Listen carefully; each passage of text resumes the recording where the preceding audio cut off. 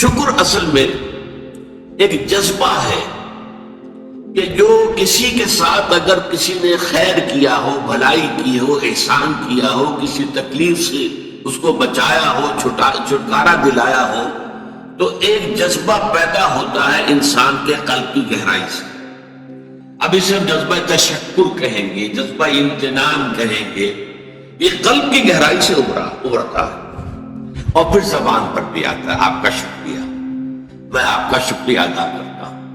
یہ شکر جو ہے در حقیقت یہ فطرت کی صحت کی علامت ہے. اگر فطرت صحیح ہے تو شکر لازماً ہوگا، اور اگر شکر نہیں ہے تو معلوم ہوا کہ فطرت مست ہو چکی. آپ کے ساتھ کسی نے بھلائی کی اور آپ کے اندر یہ جذبہ بھی پیدا نہیں ہوا. یہ تو حیوانات تک کے اندر. آپ کسی پیاسے جانور کے سامنے پانی رکھیے، کوئی بکری ہو، کوئی اور ہو، کوئی گائے ہو، پیاسا ہو، بندھا ہوا ہے، وہ تو ادھر ادھر دوڑ کر اپنی پیاس پوری نہیں کر سکتا. بالٹی میں پانی رکھ دیجیے، وہ پی کر پھر وہ آنکھیں اٹھا کر آپ کو دیکھے گا. وہ جانور اس کی آنکھوں کے اندر سے آپ کو جذبہ تشکر چھلکتا ہوا نظر آئے. اسی معنی میں ادیب آتی ہے. عین کہتے ہیں آنکھ کو، اور عین کہتے ہیں چشمے کو. عرب کہتے تھے عین شکرا، وہ چشمہ جس میں سے پانی خود بخود ابل رہا ہو، نکل رہا ہو نیچے سے، زمین سے ابلتا ہو. عین شکرا.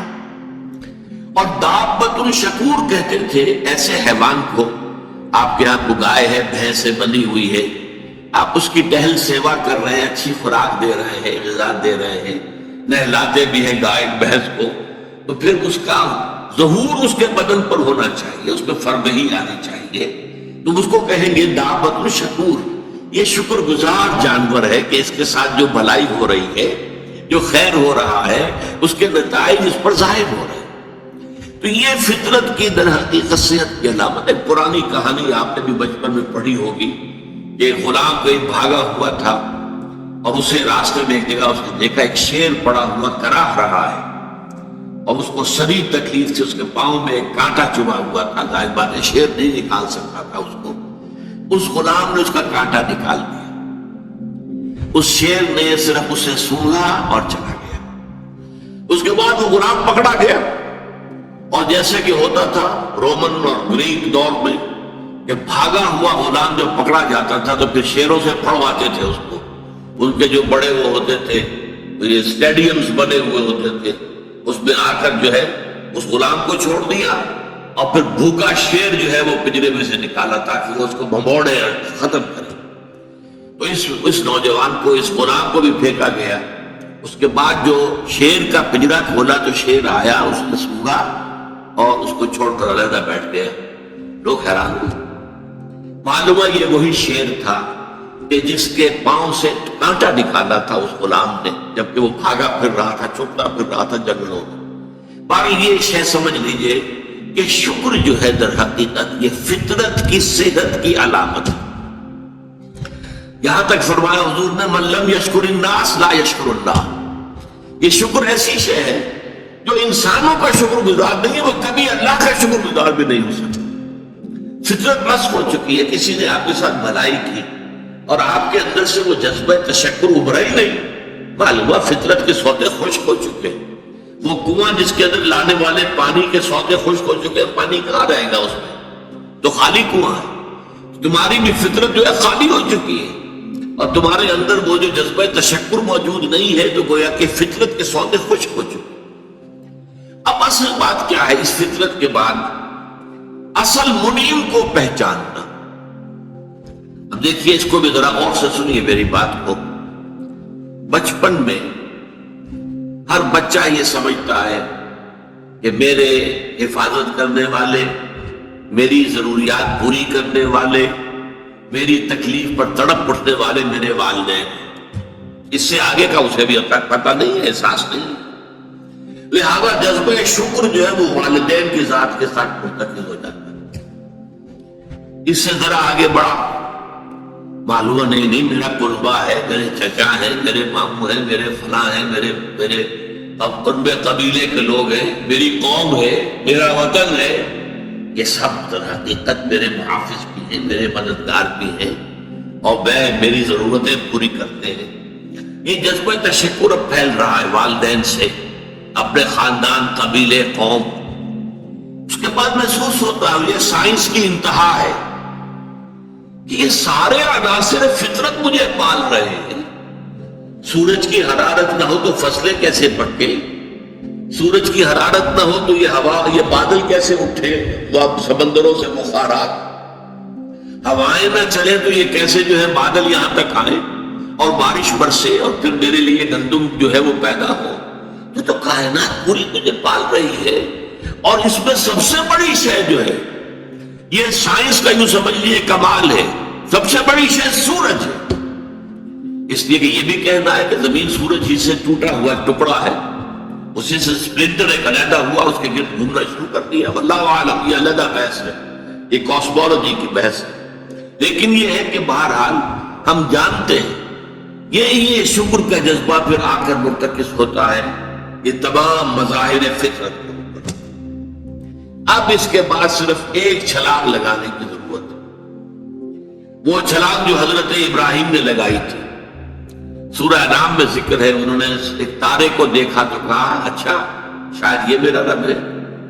جب وہ ڈوب گیا، غروب ہو گیا، تو نہیں میں تو غروب ہونے والے کو تو رب نہیں مان سکتا.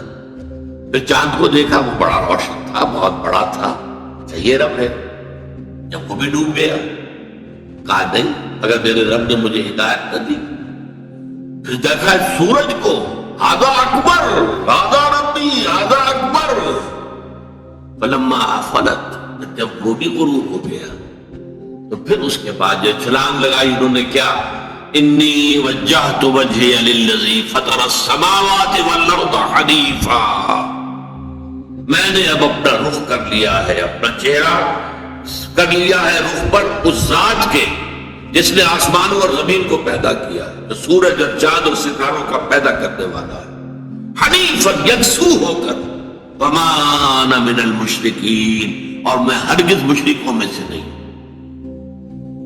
یہ ہے عقل کی آخری چھلانگ. سورج بھی ایک نظام میں جکڑا ہوا ہے، کسی اور نے اس کا نظام بنایا، اس کی حیثیت کچھ ہے ہی نہیں. اس پوری کائنات کی وسعت اور پہنائی میں یہ جو خورشید منور ہے یہ کیا ہے؟ یہ ایک ذرے کے معنی پوری کائنات کی billions and billions of galaxies, اور ہر گیلیکسیز میں billions and billions of stars.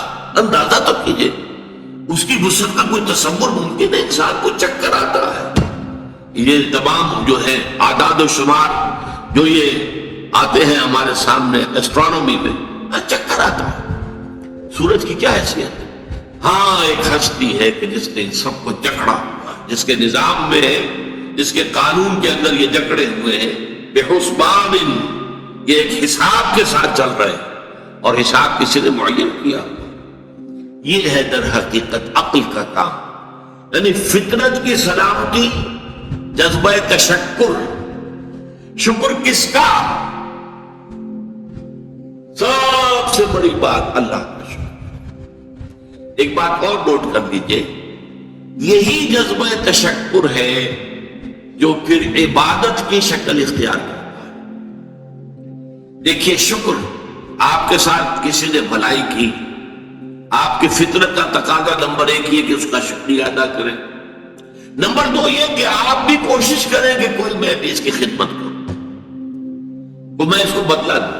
هل جزاء الاحسان الا الاحسان، بھلائی کا بدلہ سوائے بدلے بھلائی کے اور کیا ہو سکتا ہے؟ لیکن فرض کیجئے کہ وہ ہستی اتنی بلند و بالا ہو، والدین کی آپ کچھ نہ کچھ خدمت کر کے کچھ کسی درجے میں جو انہوں نے بچپن میں پالا پوسا تھا، کسی درجے میں آپ اس کا جواب، اس کا بدلہ دے سکتے ہیں. بڑھاپے میں یہ ہے کہ انہیں فلا تقل لهما اف ولا تنهرهما، انہیں اف تک نہ کہا جائے، انہیں جھڑکا نہ جائے، ان کی اطاعت کی جائے، ان کی فرما برداری کی جائے. ہاں ناحق بات میں ان کی بات نہیں ماننی، شرک پہ مجبور کریں تو ان کو نہیں ماننا، ان کے حکم کو، لیکن باقی یہ اور چیزوں کے اندر ماننا.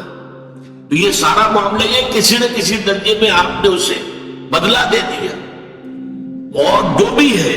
لیکن جہاں کہیں ایسی ہستی کا شکر ہے کہ جسے آپ کو بدلہ دے نہیں سکتے، سورج کو کیا بدلہ دیں گے؟ وہاں یہی جذبہ تشکر جو ہے جذبہ عبادت میں ڈھل جاتا ہے. ہاتھ جوڑ کے کھڑے ہو گئے سورج کے سامنے, ڈنڈوت کر رہے ہیں, سجدہ کر رہے ہیں, یہ کیا ہے, کیوں؟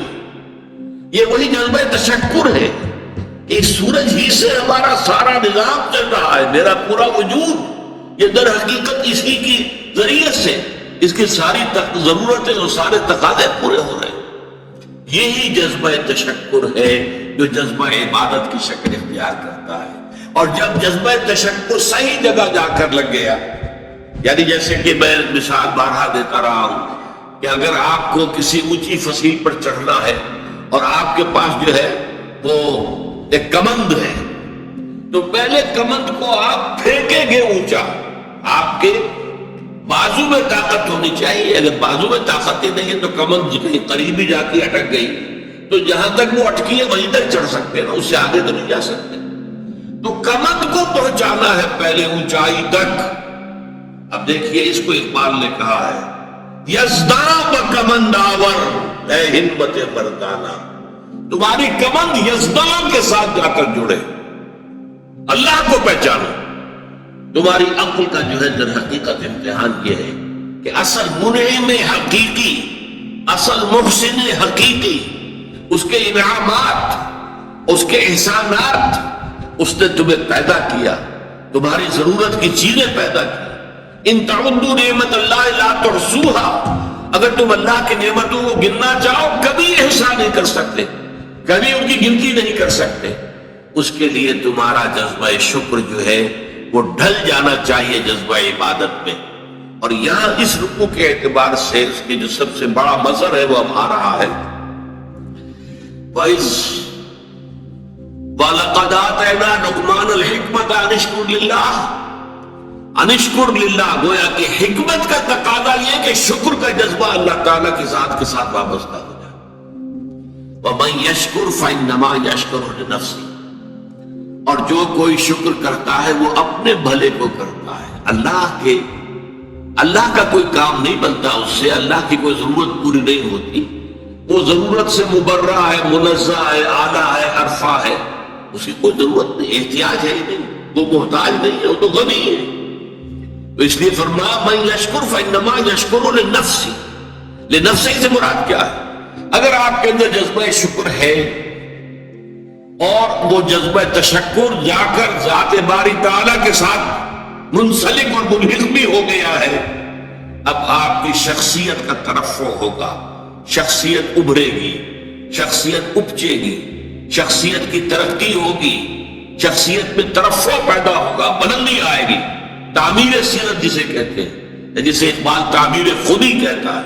صحیح معنی میں واقعتاً آپ ایک ایسے انسان بن سکیں گے کہ جن کے بارے میں قرآن نے کہا ہے کہ وَلَقَدْ خَلَقْنَا الْإِنسَانَ فِي أَحْسَنِ تَقْوِيمٍ, ہم نے انسان کو بہترین حساب پر پیدا کیا. وہ انسان بننے کے لیے ضروری ہے کہ آپ کی فطرت سلیم ہو اور عقل سلیم. فطرت سلیمہ جذبہ تشکر موجود ہو, عقل سلیم اصل محسن کو پہچان لے, اصل منعم کو پہچان لے, اور یہ منسلک ہو جائے کہ جذبہ تشکر ذات باری تعالیٰ کے ساتھ. تو اس کا بھلا تمہیں کو پہنچے گا, تمہاری شخصیت کی تعمیر ہوگی, تمہاری خودی جو ہے وہ پختہ ہوگی, مضبوط ہوگی, تمہاری اپنی سیرت و کردار جو ہے اس کی نشو و نما ہوگی.